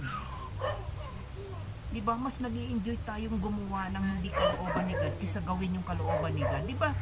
Bago ka naging Kristiyano, enjoy na enjoy ka sa mga bagay na kung makagawa ka man ng mabuti, kung ililista mo sa papel, ilan lang. Diba po? So, ang Bible, nakatutok talaga siya, nakasentro siya sa moral conduct natin. Nire-realize niya, ibinabalik niya yung dating moral natin. Kasi yung moral standard of God nasa sa atin, kaya lang na-demoralize yun because of sin. No? So, yun. The testimony of history ng sin. And then letter B, the testimony of conscience. No? So, dito na po tayo magtatapusan sa the testimony of conscience. So, anong ginawa ng Panginoon? Nung pag-create tayo ng Panginoon, isa sa nilagay ng Panginoon sa atin ng mga qualities, yung tinatawag na conscience. So, yung conscience kasi, yun ang magiging guide natin para maintindihan natin, malaman natin kung tama o mali ang isang bagay. Kung tama o mali ang isang bagay. Di ba po? Kaya nga, pansinin nyo, pag gagawa ka ng isang bagay, para bang minsan nakukonsensya ka. May time na para bang, parang di ako komportabling gawin to, parang baka magalit, baka alam mo, baka mapagalit, di ba? Kasi nag-ooperate po yung conscience natin, nagtatrabaho yung bakit? Kasi ang trabaho ng conscience sa ating pagkatao is i-penetrate niya kung ang gagawin mo mali, mag-ooperate po yan. Kasi pag ang gagawin mo tama, hindi ka makakaramdam ng guiltiness or hindi ka makaka-feel ng conscience. Hindi ka makakonsensya. Pero pag ang isang gagawin mo mali, makakaramdam ka kaagad ng nagigilty talaga ako, ayaw ko, parang di ko talaga gustong gawin to. Di ba po? Kasi bakit? Kasi pag hindi likas sa puso mo ang gumawa ng mali, magko-conscience ka or magigilty ka pag gagawin mo, alam mo mali.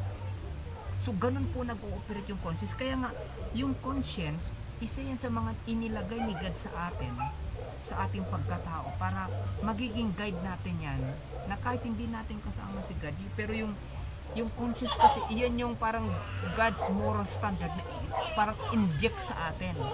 Magiging guide natin para malaman at maintindihan natin kung nasa kalooban to ni God o hindi kalooban ni God. So, yun. No? Kaya, imposible na ang isang Kristiyano, pag alam niyang mali, hindi siya makakonsist tapos ginawa niya, ay ibig sabihin, corrupted yung conscience. And totally, biblically, corrupted talaga yung ating conscience. But through the life of the Lord Jesus Christ, nung tinanggap natin ang Panginoong Jesucristo, binigyan tayo ng Panginoon ng renewed heart, no? At yung ating isip, unti-unti ni ganino nurture. Kaya nga po, kailangan natin lagi mag-aral na salita ng Diyos para unti-unti po yung ating isip matanggal yung mga maling kaisipan at mapalitan ng mga bagay na kaisipan ng Diyos at layunin ng Diyos para yun ang ating pong mai-priority gawin. Para yung ating conscience, yun naman yung magiging guide natin na mapipil agad natin yung working ng Holy Spirit. Siya yung magbibigay sa atin ng wisdom pag isang bagay ay hindi kalooban ng Diyos. Bibigyan ka naman ng Holy Spirit wisdom para iwaksi mo yung bagay na alam mo hindi makakatulong sa paglako ng spiritual. No? So, yun. Nasusundan niyo po ba na nandiyan po ba kayo? Ayan. Salamat. Yes po. Yes po. Kaya po, excuse me, napakahalaga na gusto ng Diyos na maintindihan natin na ayaw ng Diyos na tayo po, totally na yung ating pong moral standard na ma-deprive. Sapagkat meron na, nandiyan na po yung Panginoon. Kaya nga, bakit kailangan mag-indwell ng Holy Spirit sa atin? Sapagkat bagamat by nature mahina pa rin tayo, ang magi-empower po sa atin yung Holy Spirit. Little by little, i-guide niya tayo para at least po, kahit nga po sa pagpipray, ang Holy Spirit ang nagbibigay pa sa ating bibig na dapat natin sabihin. Because God is a holy God. Pag nagbabasa ka, bibigyan ka ng Holy Spirit ng wisdom para maintindihan mo yung mga bagay na gusto niyang maintindihan mo. No? So, kaya po, para yung ating moral, unti-unti nating maibalik sa dating status natin na dati po tayo ay malinis at righteous sa paningin ng Panginoon. No? So, inire-realign ng Panginoon yung ating pong moral standard para po maibalik tayo sa kung ano tayo dati simula pa nung nilalang ang tao. No? So, papunta po tayo sa tinatawag na parabang less sin. Pabawas ang kasalanan. Hindi po tayo magiging sinless sa langit na po yun pag sinless na tayo. Pero but while we are still on earth, nasa tinatawag pa tayo na process of sanctification. Sinasanctify, hinihiwalay tayo ng Panginoon sa mga pwedeng mag-contaminate sa ating isip, sa ating puso. Kaya nga po, lagi nating i-avoid yung mga bagay na pwedeng magkaroon ng distraction sa ating isip. Una, minsan yung mga panunood natin ng mga, kunyari, yung mga wrong information, ay okay naman yung sinasabi ni ganito. Alam niyo po, napakasimpleng mga word lang mga nababasa natin, pero alam niyo po, ang social media is a very powerful platform to spread information. Pag hindi po tayo equipped or nurtured or rooted ng Word of God, pwede po tayong ma-deceive. No? So, kaya nga po, ang desire ni God sa atin na i-grab natin lagi yung opportunity to learn, no? Especially yung kanyang salita, no? Sapagkat gusto niya na maintindihan natin to upang ito rin naman ay maibahagi natin sa mga tao hindi pa nakakaalam, no? Kaya nga po, ang sin ay hindi lamang po ito yung hindi mo pagsunod. Ang pamantayan ng Diyos is James 4:17. Ano yung James 4:17? To him that knoweth to do good and doeth it not, to him it is sin. Na? So, yun po. Na? So, i-memorize natin yung ano na yan, yung verse na yan. Ang batas ng Diyos iba sa batas ng tao. Sa batas ng tao, pag hindi ka gumawa ng tama, okay lang, hindi ka nagkakasala. Pero pag gumawa ka ng mali, dun ka lang nagkakasala. Sa batas ng tao Pero sa batas ng Diyos, hindi. Pag hindi mo ginawa kung ano ang tama, nagkakasala tayo sa harapan ng Diyos. So, yan po. Ano?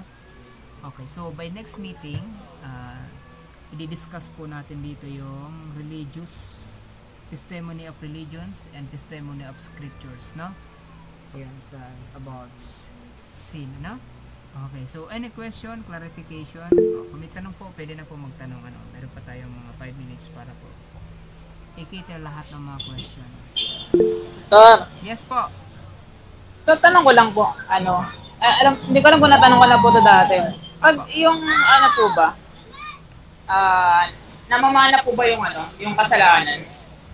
Kasi ang parang pinaka-question ko po, kasi yung iba na sinasabi po nila na namamana yung kasalanan. So, paano po yung mga bata na namatay, nasa tiyan pa lang po, o kaya yung mga wala pang kabuang-buang? Ayun po. Kung yung iba kasi pa nagsabi na namamana daw. So, paano po ba parang ma-impierno po ba yun? Okay, napakagandang tanong. Salamat, Brother Joshua. At least magandang tanong mo na address mo.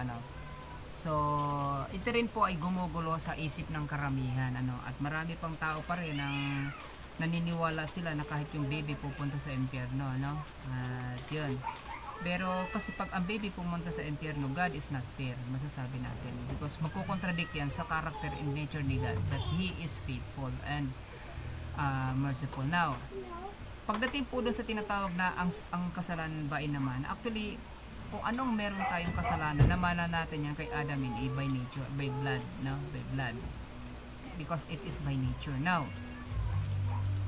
dahil binigyan tayo ng Panginoon ng tinatawag na conscience and free will, no?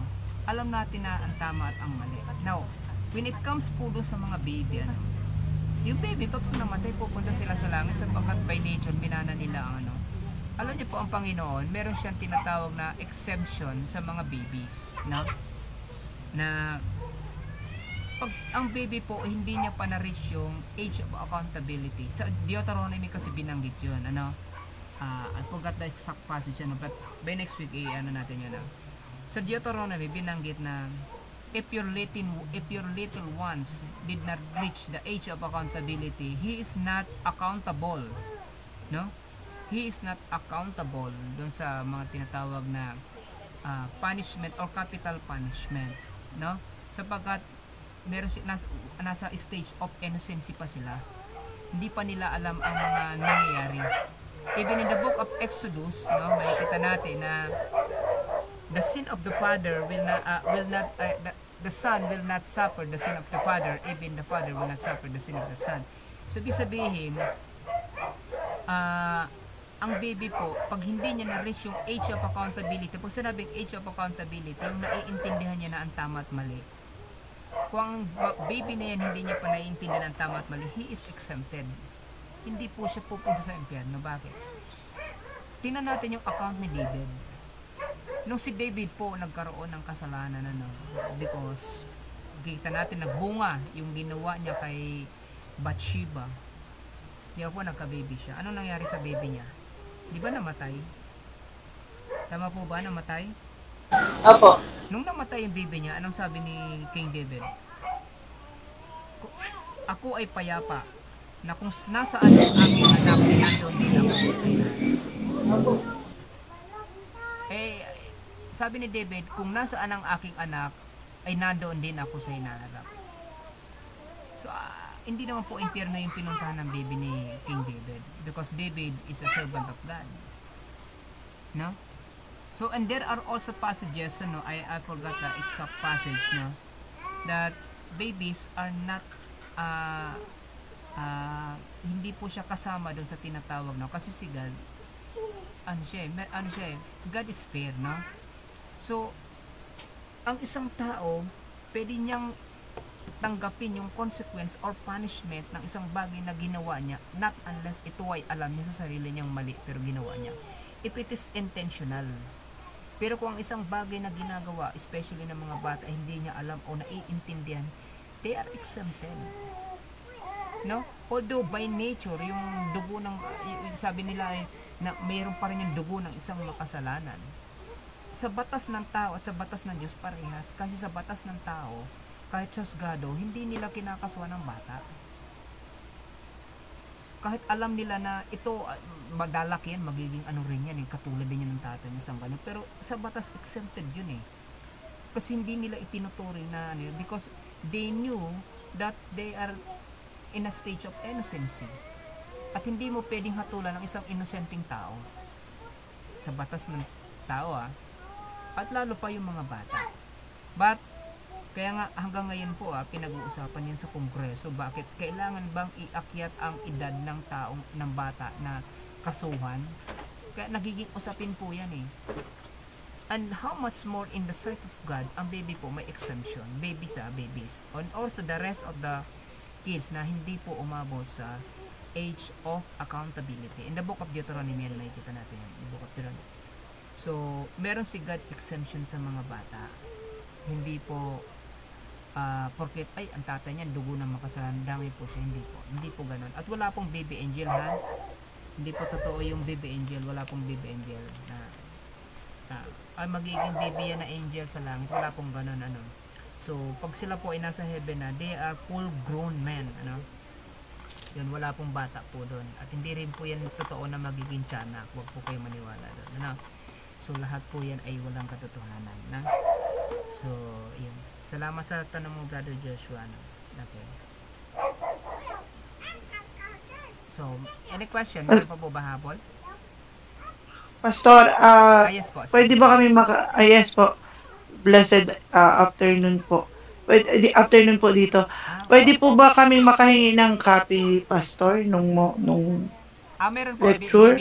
Bibigyan namin kayo by next week kasi para mabalikan. I-compress namin yung lesson na to. So, bibigyan namin po kayo ng copy. Yung full detail mismo na lessons para ma-review nyo rin, ma-aral nyo rin in advance, So, para by next meeting, at least meron tayong magandang interaction, Salamat po. Salamat po. So, any question? Wala na po? Pastor. Yes. Okay. Sige, Brother Ryan. Diba, Pastor, yung tao naman napaparusahan lang yan dahil sa kasalanan eh. Paano napaparusahan? Halimbawa, dahil sa kasalanan.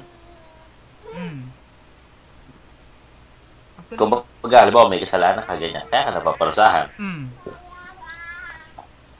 Kumbaga yung tao, kung hindi naman nagkasala, hindi naman siya mapaparusahan. Tanong ko lang yung kay Judas. Okay. Tapos yung sinabi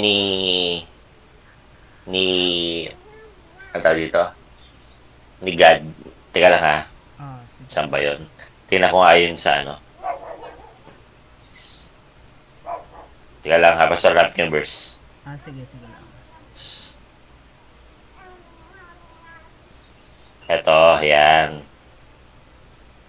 Yun yung sabi doon sa kasulatan kasi, di ba? Sa Romans 9:17, I raised you up for this very purpose, that I might display my power in you, that my name might be proclaimed in all the earth. Sinabihan yung pero. Tapos, di ba, meron dun sa Bible na parang, at pinagmatigas ng Diyos ang puso ng paraon. Diba? Kung titingnan mo, yung statement, pinagmatigas. Ibig sabihin, yung pusong matigas, pinagmatigas palalo. Ibig sabihin, parang hindi niya pinagpayag. Hindi niya pinapayag na payagan yung mga Israelita. Tapos sabi nga, balikan natin yung Romans. For this purpose, I raised you up. Ibig sabihin, may ganap si kumbaga para ma-display yung kapangyarihan ng Diyos sa mga Israelites para makapagawa ng miracle. Si Judas, ang purpose naman ni Judas, pinanganak na si Judas, ang tawag dito, kasi parang ang dating, di ba, parang pinanganak siya para i-fulfill yung ano ba tawag dito, prophecy, yung hula. Kasi kumbaga nakasulat na eh. Parang ang hirap naman, no, Pastor, no? Ano yung question? Yun yung parang ang hirap naman kung sa ganung paraan na parang nagkasala ka dahil para mag-full isang bagay. Question ba yun? Parang hindi question yun, Ano ba yun? Question ba yun? Hindi. No? Pero sagutin. Pare ako natawa ko, parang hindi question yun eh. Pero clarify ko. Pero parang naisip ko na rin yung sagot eh. Kasi, di ba, palayok lang naman tayo. Tapos, 3 lang. Kung gusto nasa Bible din kasi yun eh, parang naalala ko tuloy. Para kung anong gusto yung gawin ng Diyos sa'yo eh, wala ka namang magagawa eh. Di ba? Parang ganon. So, wala lang. Parang wala pala tayong karapat ng umangan. Grace pala lahat. Di, okay na, Pastor? Okay. Sagot ko na. Kaya mo na. Sir, may Okay, listen. Pass. Okay, listen mo na. Sir, may tanong po ako. Sige, maya. I-clarify ko muna tong kay Brother Ryan, para mas... Sige po. Actually kasi yung kay Pero kasi, that is a test of obedience kay Moses. Because Moses, dadalawang isip siya, tinatawag siya ng Panginoon. So, kailangan ma-test ni God kung genuine yung totoong pagsunod niya. Test of obedience. Kasi minsan, hindi pwedeng maging hassle-free ang isang bagay na ginagawa ng Panginoon kung hindi siya matitest.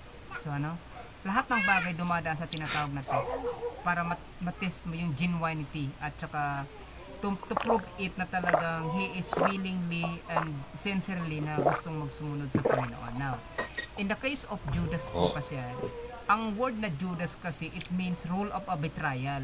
Ibig sabihin, yun talaga yung role niya eh.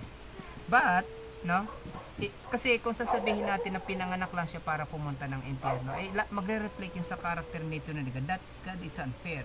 Hindi po, kasi God is fair. Kung titignan kasi natin sa event, sa nangyari kay Judas, binigyan pa rin siya ni God ng pagkakataon to repent. Lahat sa kanila, binigyan ni God ng chances. Kasi si God, hindi lingid sa kaalaman ni Judas because he is also a Jew. Hindi lang sa kaalaman niya ang mga ginagawa ng Panginoong Kristo. At binigyan siya ng Panginoon uli ng pagkakataon to repent. Pero pinili niya kasi yun eh. No? Bagamat yun ang trabaho niya na ipagkakanulo ang Panginoon, yun lang ang trabaho niya, pero hindi ang purpose niya, hindi para pumunta sa impyerno. May role siya na Pastor, ang role niya is a bit regarding kay Judas, di ba sabi mo kay Judas, interrupt kita kasi sabi mo yung kay Judas pinili niya, hindi siya nagsisi. Binigyan siya ng pagkakataon ng Diyos na magsisi. Di ba yun yung sabi niyo? Di ba ultimo yung word kasing mag-repent siya, remorse ang meaning nun is repent. So, hindi yun yung di ba, ultimo yung kundi yung pinili niyang repent, yung para bang feeling sorry. That means without act of sincerity kasi yun. Pastor, di ba ultimo yung nangyari sa kanya nung nagbigti siya na sasabog yung laman loob niya ba yun? Nakasulat rin yun. So, yun di ba yung ultimo yung nagsuicide kasi siya, pagpili bigti siya, nakasulat rin yun. Choices niya na yun eh.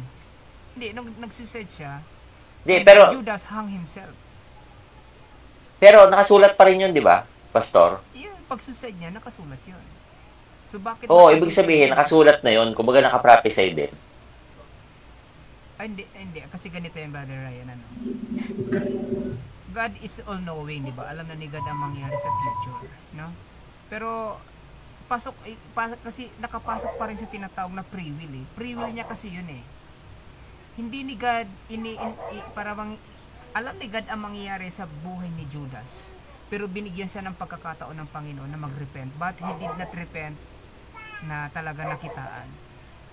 Kasi po, Judas chose to listen to Satan. Na mag-suicide ka na lang kasi yun na yan talagang ano eh. Pero hindi niya na binigyan yung kanyang pagkakataon na talagang, kasi si God willing naman makinig. Si Peter nga, dininay si Jesus Christ eh. Oh. Ang rule din ni Peter, i-deny kasi sinabi ng Panginoon harap-harapan, oy Peter, wag mo nga akong pinaglololoko eh. I-deny mo rin naman ako, 3 beses titilao kang manok eh. Sinabi naman ng Panginoon yung kay Peter eh. Ano kay Peter yun? Aware siya doon. Pero si God open pa rin doon. Bakit? Nagsisi pa rin naman si Peter eh. So makikita natin sa 12 disciples, lahat sila doon may mga rule. Pero ang rule nila hindi para pumunta sa impyerno. Ang rule nila, gagampanan nila. Pero pagdating doon sa tinatawag na choices to repent, to go back to God, choices na nila yon.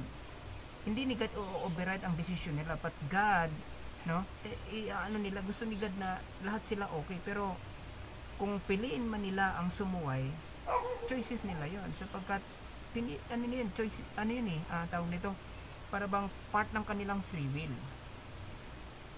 No?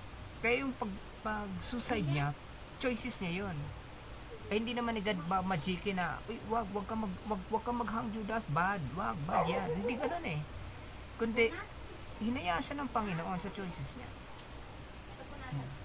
Ayaw ni God na pumunta sa hell ang sino man na tao. Sapagkat binibigyan niya ng pagkakataon ng bawat isa. Pero kung pipiliin nila ang sumuway, that's their choice. Kaya nga, meron tayong tinatawag na permissive will. Pag sinabing permissive will of God, hindi yan gusto ng Diyos, ayaw yan ng Diyos, pero inalaw niya. Dahil ipinilit mo eh.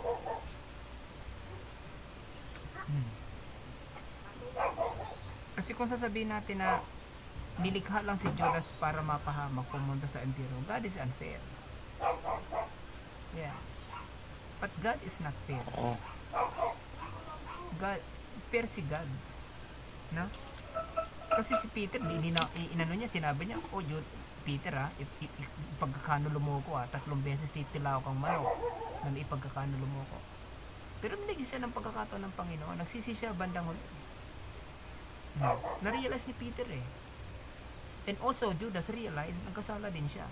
Pero hindi ni Jesus Christ nakita yung sincere act. Yung sincerity. Yun ang pagkakaiba nilang dalawa. Kaya ganung klase ang dalawang tao lumalapit sa Panginoon. Merong naiyak lang pero hindi naman talaga sincero. Yun yung principle kasi doon eh. Kaya pinakita yung dalawang event na yun para ipakita, i-describe ang dalawang klase ng mananampalataya na ang isa seryoso, ang isa hindi. Pares lumalapit sa Panginoon pero isa lang talaga ang seryoso, ang isa hindi. At maraming mga ganung klase na pwedeng umiiyak-iyak lang tayo sa Panginoon pero deep inside in our heart, hindi naman talaga tayo totoong seryoso. So, kailangan i-project sa Biblia yun para ma-describe kung ano talaga ang totoong nature ng tao pagdating sa harapan ng Panginoon. Ipinapakita doon ng Panginoon na siya lang ang nakakaalam ng totoong motibo ng bawat isa sa atin. Yung kay Peter at saka kay Judas. Meron pa, yung sa dalawang magnanakaw sa cross. Mapansin ninyo ano, yung mga event na yun para bang wala lang, pero alam niyo po, may mga important truths and or uncompromising truths na makikita tayo doon sapagkat gusto ni God i-reveal ang detail na katotohanan na sa likod ng mga nangyari na yon. Ang ibig sabihin, ang mga tao talaga merong totoo sa Diyos, merong hindi. Merong kunyari lang na umiiyak pero maya-maya babalik na naman sa dating gawain. Alam ng Panginoon yan eh. Yung tinatawag na remorse, no? That's why hindi ni God madadala, hindi nadala ni Judas si Satan si Jesus Christ sa iyak-iyak ni Judas. Hindi na impress si God si Jesus Christ, no? Kasi alam na naman ni Jesus Christ na hindi naman totoo yung repentance ni Judas, no? Pero binigyan siya ng pagkakataon ng Panginoon, no? So, iyan pa, okay? Si brother, Pastor, pwede bang sige po. Pwede bang follow-up question lang, Pastor? Si Judas ba ay saved? Ang Bible na lang po. Di ba kasi okay. Yun nga yung ano eh. Pastor, yun nga yung tanong ni ano, no? Saved. Kasi di ko pa rin siya makikita. Di ko rin sabihin. Kasi ang sabi ng Bible kasi, and Judas go to his own place. Yun lang. Yun nga yung inaano ko, Pastor eh. Kasi may mga ginamit, di ba? ang tawag dito, may mga naging purpose lahat ng bagay. Sinabi mo, God is fair. Although, hindi talaga, ang tawag dito, unfair si God eh. Kasi sa ating kaisipan, ang tawag dito, makikita natin totoo yan, kuya. Ay, kuya, tuloy. Parang merong unfairness, pero hindi po. Kasi, lahat naman ng bagay ay talaga... So, sa tingin mo, Pastor? Sige. Pwedeng may mga ginamit ang Panginoon para sa mga bagay-bagay, no? Para ma-display yung kapangyarihan niya. Pero hindi lang nasabi ko ano yung pinahinatnan ng tao, di ba? Katulad ng paraon.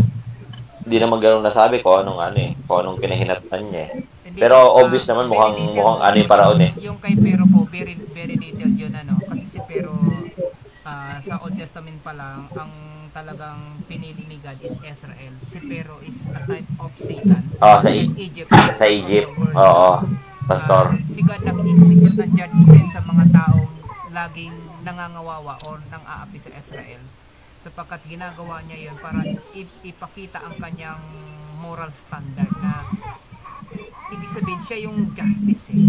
Ayaw niya na merong umaapi sa kanyang mga pinili. Kaya nag-execute siya ng judgment. Kaya nga, hindi natin pwede i-questionin na bakit si God nagpapatay kung isang sacred pala ang buhay. Hindi. Kasi karapatan niya yung pastor eh. Hindi dahil karapatan. Ibig sabihin, God is, siya yung nagbibigay katarungan sa mga taong inaapi. Kaya nga, even in the book of Proverbs, sabi niya rob not the poor because they are poor. Huwag mo silang Pero bakit si God sa mga nangaapi. Pero bakit pinagbatigas pa ng Diyos yung puso ng paraon, di ba, Pastor? It is a test of obedience kay Moses. Because Moses, may attitude na purong sulong. Kaya nga, para i-test nga si Moses, Pastor. Test of obedience yun. Kaya nga, dahil para i-test si Moses. Purong sulong si Moses, binigyan siya ng assistant si Aaron. So, para matest si Moses, pinagbatigas ng Diyos ang puso ng paraon para lalo magkasala. Hindi para magkasala. Para makita niya kung determined talaga si Moses na sumunod, na gawin yung... Kaya nga, Pastor, pero dahil dun sa dahil dun sa test na yon, tumigas yung puso ng paraon, nagkasala lalo yung paraon. Kung pwede namang kontrolin ng Diyos o pwede namang anuhin ng Panginoon at pinalambot ng Diyos ang puso ng paraon para payagan si Moses at makuha ang mga Israelita. Pwede yun, Pastor, di ba? God can use any instrument para i-test ang kanyang mga piniling tao. Oo. Yes. Ayun. Ayun na ko lang, Pastor. Kasi pinagmatigas eh. Ibig sabihin, kung titingnan mo sa Okay. Diba, ngayon yung basta. Pero so, ibang lang. Warlito pala. May ko lang. Okay. Ayun, Pastor. May question pala si Brother Warlito kanina. Ayun po, Pastor. Sige po. Itatanong ko lang po, how about po yung bali? Ano po yan? Saan po pupunta? Sa langit po ba o sa impyerno? Alin po? Ang galing. Baliw. Tama. Yung agbasa Kaya po. Okay, baliw. Okay, salamat po sa mga tanong. Parang Titinan po natin balikan natin yung life ni Jesus Christ sa New Testament. May mga nagtatanong sa kanya ganong situation. Pero hindi naman yun baliw, bulag. Sabi sa kanya nung disipulo niya, Panginoon, tinan mo naman yung bulag. Kasalanan niya bang naging bulag siya? Anong sagot ng Panginoon? Alam niyo ba yung istorya na yun? Yun yung pastor yan ba yung tinatanong ko sino yung may kasalanan, kung yung magulang ba? Oo. Kung bakit siya bulag? Magulang. O ano sagot ng Panginoon? Pastor, alam ko yan. yan. Panginoon doon? Walang sino man may kasalanan diyan. Pinagkaloob yan ng Diyos para maipakita ang kaluwalhatian ng Diyos. Kasi yung baliw kasi sa case kasi na tinatanong ni Brother Walito, wala naman kasang ipinanganak na baliw. Wala pa akong nakikitang gano'n na data. Meron mga tinatawag na mga inborn, pero wala akong nakitang baliw na inborn. Ang pagkabaliw kasi resulta yan ng mga overthinking or something na So, pero kung halimbawa nagkaroon ng cases na hindi natin maka-question si God kung saan siya pinigil. Pero I do believe na sa kanyang case sapagkat wala na siyang kakayahan na ma-distinguish yung truth or lies, I think si God na magbibigay ng tamang tamang judgment dun sa baliw. Kasi ang baliw kasi hindi siya matuturing na inborn. Ang tinutukoy naman doon sa Matthew is inborn.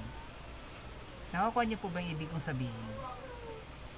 Kasi walang ipinanganak na inborn na baliw, walang ganon. Kaya kita mo yung baliw dinadala sa mental para ma-rehabilitate at maibalik sa normal. Pero ang inborn, hindi mo yun maibabalik sa normal kasi yun na talaga yun. Yun ang pagkakaiba nila. So pwedeng Pastor. Pwedeng nabaliw siya Pinanganak. sa panahon na marami siyang problema.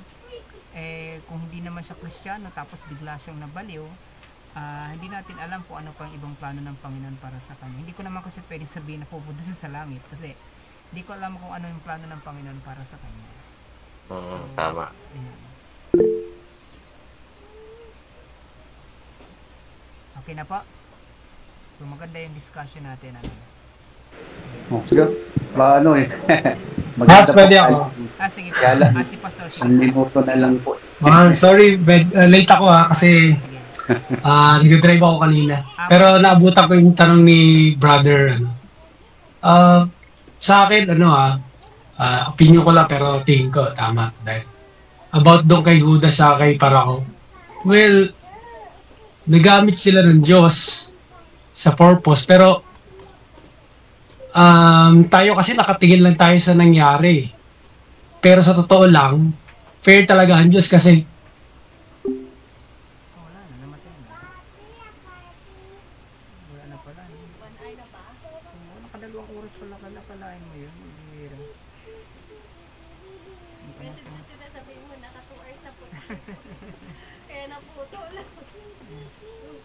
Ikaw na nga magsusunod. Sensya na po, na overtime na pala tayo. Pero